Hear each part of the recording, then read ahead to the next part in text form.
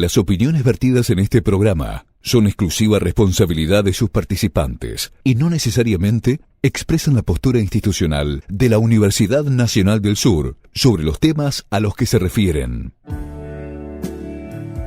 A partir de ahora, en Radio Universidad repasamos Letras Íntimas, la vida, los sueños y la obra de los hombres y mujeres que forman parte de la historia a partir de sus cartas. Letras íntimas, los personajes, su contexto y su época en su puño y letra.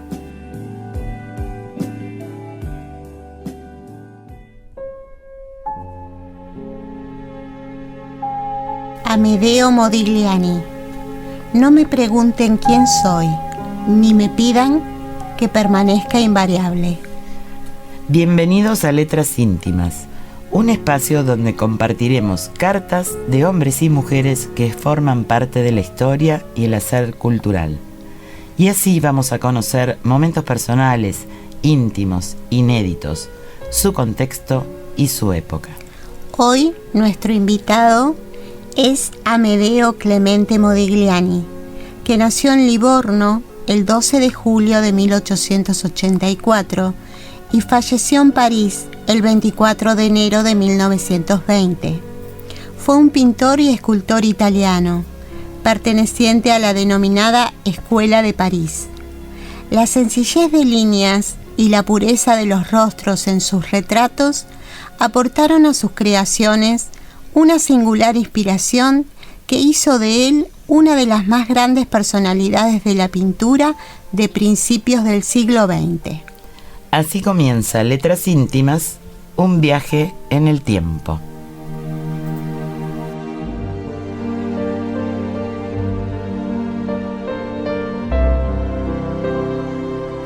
Modigliani pasa su infancia entre la pobreza y la enfermedad. Fue el cuarto hijo de Eugenia Garcin, una francesa nativa de Marsella, y de Flaminio Modigliani, nacido en Roma. El padre de Amedeo se dedicaba al préstamo, pero era mal negociante. Y sus acreedores fueron inflexibles. Eugenia estaba embarazada de Amedeo cuando los oficiales de la justicia se presentaron en su casa. Una ley vieja italiana sirvió para dar un respiro a la familia. Todos los objetos que estuvieran sobre la cama de una mujer embarazada eran intocables. Flaminio y Eugenia, entonces, acumularon en su cama de matrimonio todas las joyas y objetos de algún valor que aún poseían. Esa pequeña fortuna les sirvió para instalarse en una casa algo más modesta y tratar de comenzar una nueva vida. A causa de su salud precaria, hubo de renunciar a una educación convencional y fue entonces cuando empezó a estudiar pintura en la ciudad natal, en la Escuela de Bellas Artes con Guglielmo Micheli. Posteriormente, en las escuelas de Florencia y de Venecia. En 1906 se trasladó a París, donde frecuentó los círculos artísticos y literarios. Fue amigo de Utrillo y de Pablo Picasso. Recibió también notables influencias de Toulouse-Lautrec, también de Picasso, como nombrábamos, Georges Braque y Paul Cézanne. En ese lugar era el centro de vanguardia de aquella época. Conoce también a Max Jacob, a Guillermo Apollinaire, a Diego Rivera, a Vicente Huidobro y otros personajes célebres. Amedeo encuentra inspiración en otros pintores como Cézanne, a quien ya nombramos, o Picasso. También es evidente la influencia que ejercen sobre él Klimt y las estampas del japonés Utamaro. Su rapidez de ejecución le hace famoso. Nunca retocaba sus cuadros, pero los que posaron para él decían que era como si hubiesen desnudado su alma. Modigliani apenas medía 1,65 m, pero era bello, intenso y excesivo. Decía que pintar a una mujer era poseerla. Tal vez bajo ese influjo, una poeta rusa llamada Anna Akhmatova escribiera estas líneas en 1912. Hoy no me ha llegado ni una carta. Él ha olvidado escribirme, o tal vez se ha ido. Hace poco él estaba conmigo, tan enamorado, amoroso y mío. Fue durante el invierno límpido, y ahora la primavera está repleta de tristeza. Hace poco él estaba conmigo. En 1909 se pasa un breve periodo en Livorno, enfermo y deteriorado en su salud por excesos en la vida. Regresa a París y alquila un estudio en Montparnasse. Se considera a sí mismo más escultor que pintor. Y siguió sobre esa vía cuando Paul Guillaume, un marchand joven y ambicioso, le presentó a Constantin Brancusi. Fue a partir de este encuentro que comenzó la fase escultórica de Modigliani, que se prolongó hasta 1914. Sus esculturas conjugan pretensiones idealistas y plásticas con una realización escultórica primitiva, incluso arcaica. De hecho, las figuras de Modigliani presentan una fuerte estilización que se puede apreciar en sus cabezas con cuellos largos, las narices agudas y ojos representados como contornos, que son clara referencia a aquellas esculturas de los primitivos, muy apreciadas por los círculos de vanguardias de París. Sus estatuas se reconocen por los ojos almendrados, las bocas pequeñas, las narices torcidas y los cuellos alargados. Se presentó una serie en el Salón de Otoño de 1912, pero tuvo que dejar de esculpir porque el polvo le causaba problemas de salud. Y a un amigo le escribe: te escribo para abrirte mi corazón y para confirmar mis propios sentimientos respecto de mí mismo. Yo mismo soy el instrumento de fuerzas poderosas que nacen y mueren en mí.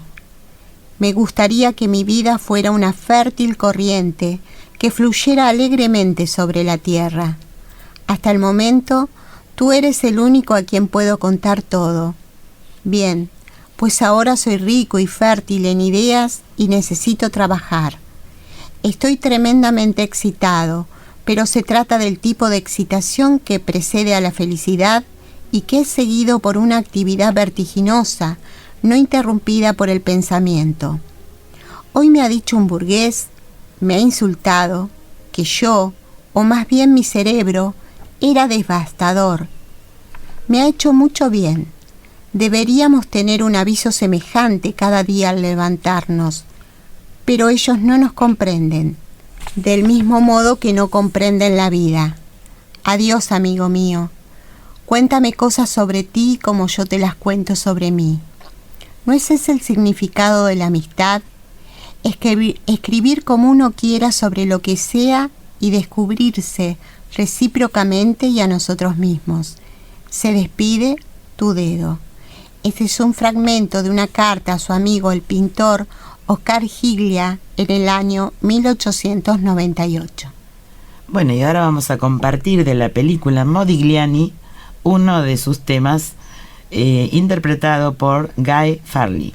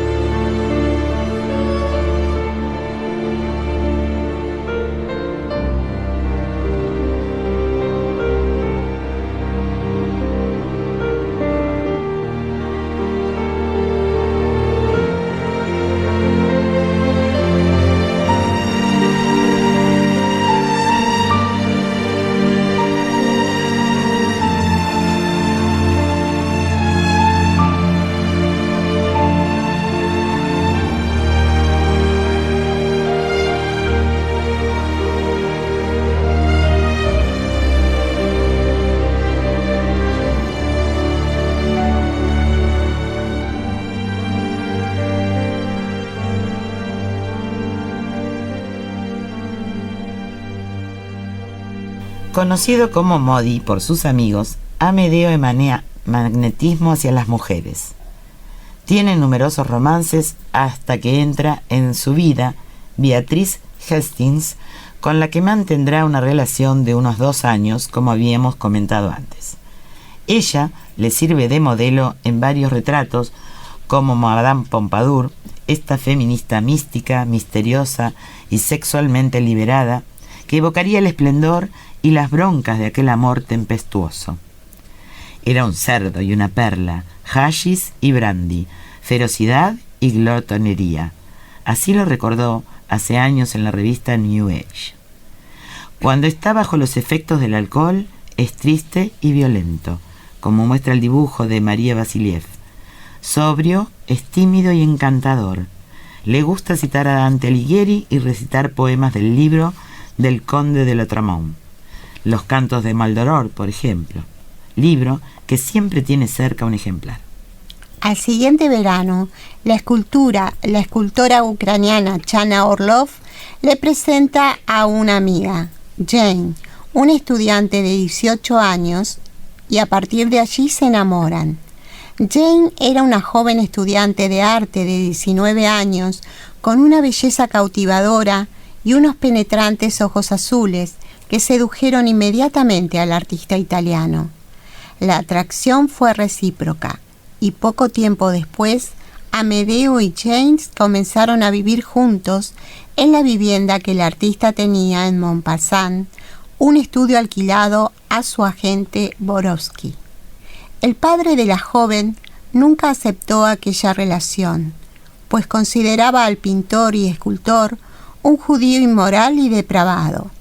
De hecho, lo cierto es que la actitud bohemia y provocadora de Modigliani no ayudó mucho en cambiar aquella imagen negativa.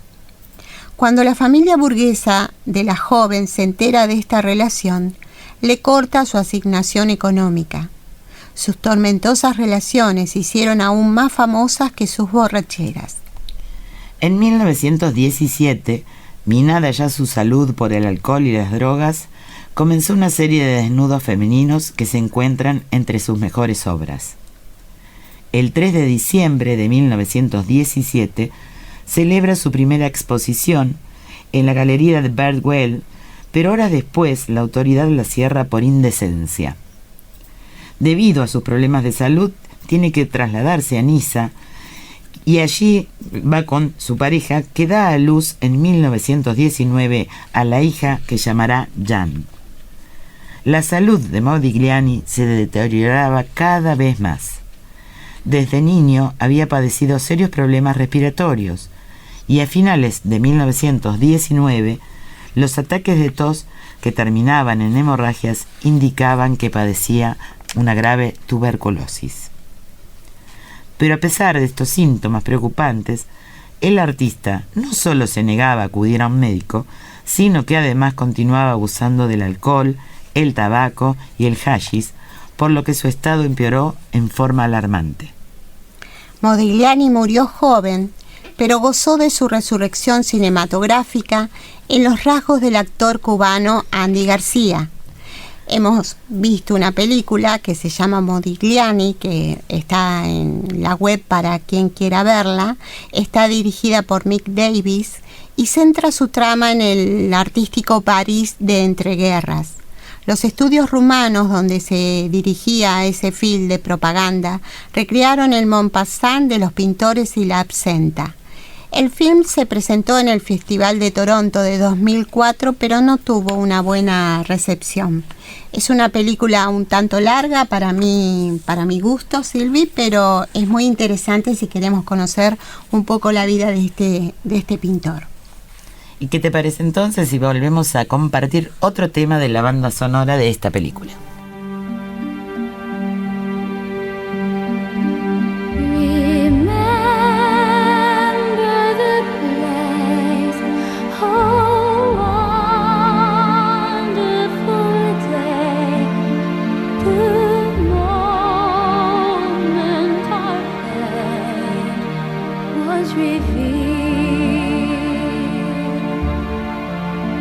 To my eyes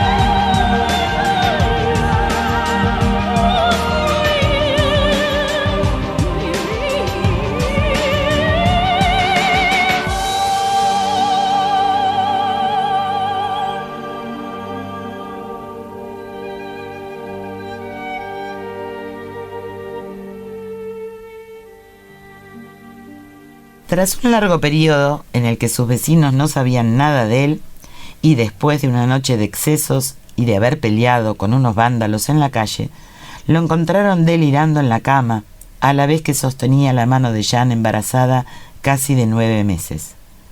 Lo único que puede hacer el médico es atestiguar que su estado es desesperado. Muere de meningitis tuberculosa el 24 de enero de 1920. Unos días antes había pedido el permiso al gobierno francés para contraer matrimonio con Jeanne. Los más importantes artistas de ese momento siguen los funerales hasta el cementerio parisino. Jeanne es llevada a casa de sus padres. Desconsolada y rota por el dolor, esta joven embarazada de 9 meses se arrojó al vacío 2 días después desde una ventana del 5º piso en el que residían sus padres. La hermana de Modigliani, que vivía en Florencia, adoptó a su hija huérfana. Ella escribiría una importante biografía de su padre titulada Modigliani, hombre y mito. La familia de la joven culpaba al artista de su suicidio, por lo que Jeanne fue enterrada en el cementerio de Bagneux. Fue Manuel Modigliani, hermano del pintor, quien 10 años después consiguió convencer a la familia de la joven para que sus restos descansaran juntos. Desde entonces, Amedeo y Jeanne reposan bajo la misma lápida en el cementerio parisino de Père Lachaise. En ella, una frase recuerda al artista: alcanzado por la muerte en el momento de gloria. Y otra, dedicada a Jeanne, reza lo siguiente: compañera devota hasta el extremo sacrificio. Y bien, así hemos rendido un pequeño homenaje a este pintor con esta vida tan extravagante, que era un poco parecida a otros pintores y a otros bohemios, a otros artistas de la época, ¿no? Así es, vidas apasionadas por sobre todo, y esas pasiones lo llevaban por ahí a excesos, ¿no? ¿Y de quién vamos a hablar el próximo Letras Íntimas? El próximo Letras Íntimas va a ser un poco distinto, porque vamos a hablar de una persona que aún se encuentra con vida, que es una pintora también, que se llama Margaret Kane.